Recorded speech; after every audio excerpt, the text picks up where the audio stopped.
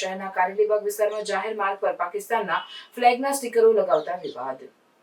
જમ્મુ કાશ્મીરના પહેલગામમાં થયેલા આતંકવાદી હુમલા બાદ સમગ્ર દેશભરમાં પોલીસ તંત્ર સજ્જ બન્યું છે, ત્યારે વડોદરા શહેરમાં કોઈ તીખડખોર દ્વારા શહેરની શાંતિને પલીતો ચાંપવાનો પ્રયાસ કરવામાં આવે છે। શહેરના કારેલીબાગી વિસ્તારમાં જાહેર માર્ગ ઉપર પાકિસ્તાનના ફ્લેગના સ્ટીકરો લગાવતા વિવાદ સર્જાયો। જો કે આ બાબતને જાણ થતાં સામાજિક કાર્યકર અતુલ ગામેચી દ્વારા તાત્કાલિક પોલીસ કંટ્રોલ રૂમને જાણ કરવામાં આવતા પોલીસ ઘટનાસ્થળે આવી પહોંચી હતી અને આગળની કાર્યવાહી હાથ ધરી હતી।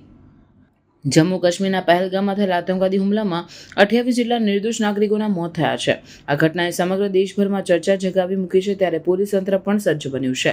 તકેદારીના પગલાં લેવામાં આવી રહ્યા છે, તેવામાં વડોદરા શહેરમાં શાંતિ દોહડવાનો પ્રયાસ કરવામાં આવી રહ્યો છે। મંગળવારે કડોદરા શહેરના કારેલીબાગ વિસ્તારમાં આવેલ સાંઈબાબા સોસાયટી પાસે અંબિકા વિદ્યાલય નજીક વાઘેશ્વરી સોસાયટી તરફના મુખ્ય માર્ગ પર કોઈ તત્વો દ્વારા પાકિસ્તાનના ફ્લેગના સ્ટીકર રોડ ઉપર ચોંટાડતા વિવાદ સર્જાયો છે। આ બનાવની જાણ થતાં સામાજિક કાર્યકર અતુલ ગામેચી ઘટનાસ્થળે પહોંચ્યા હતા અને તાત્કાલિક આ બાબતની જાણ પોલીસ કંટ્રોલ રૂમને કરવામાં આવી હતી, જેથી તાબડતોડ પોલીસ ઘટનાસ્થળે આવી પહોંચી હતી અને આ પાકિસ્તાનના ફ્લેગના સ્ટીકરો લગાડનાર તત્વોની શોધખોળ હાથ ધરી છે।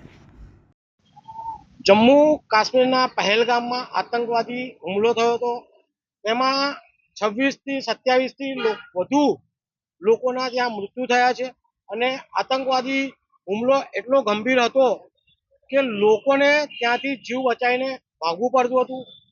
હાલ વડોદરા શહેરના કારેલીબાગ વિસ્તારમાં વાઘેશ્વરી સોસાયટીની અંબિકા વિદ્યાલય પાસે પાકિસ્તાનના ધ્વજના સ્ટીકરો રોડ પર લગાવવામાં હતા અને એક જાતનો વિરોધ કરવામાં આવ્યો હતો। વડોદરા શહેર સંસ્કારી નગરી, શાંતિપ્રિય નગરી છે, વિરોધ કરવાનો તમામને હક છે, પરંતુ ક્યાંક વડોદરા શહેરમાં અશાંતિ ન ફેલાય તેના માટે વડોદરા શહેરની જનતાએ જાગૃત રહેવું પડશે, સાથે વડોદરા શહેર પોલીસે પણ જાગૃત રહેવું પડશે।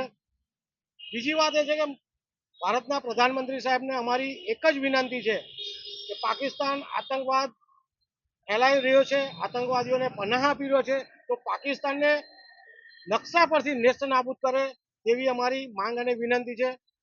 વડોદરા શહેરમાં આજે કંટ્રોલ રૂમમાં જાણ કર્યા બાદ કારેલીબાગ પોલીસ સ્ટેશન આવી ગઈ હતી અને તમામ ધ્વજ જે ચોંટાડેલા હતા ઉખાડી લેવામાં આવ્યા હતા।